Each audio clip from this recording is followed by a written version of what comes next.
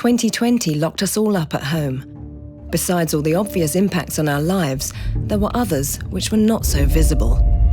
1 in 3 women in Czechia, Slovakia and Hungary experienced some form of domestic abuse.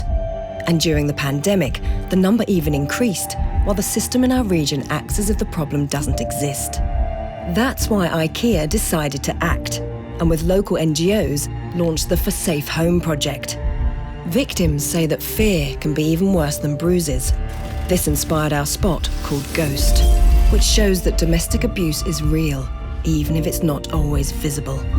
We use this insight also for radio and Spotify. Co si o sobě myslíš? Dovolil ti to někdo? And continued in IKEA stores with installations where visitors could experience how the victims feel.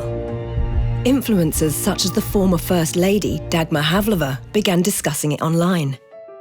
The message was covered not only by local media, but spread all over the world.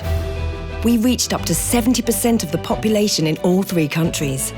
Google registered a 500% increase in the search for domestic abuse topics. The visitation of NGO websites grew, and the number of calls for help doubled.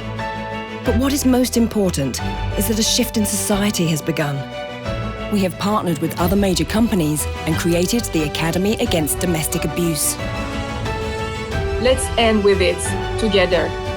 The Slovak president noticed our campaign, and IKEA became a part of a national action plan for the development of Slovakia. For 20 years, there have been various efforts to change the Czech law to protect the victims. When IKEA stepped in, things started to move, and the amendment was finally adopted. Because every home should be a safe place. IKEA.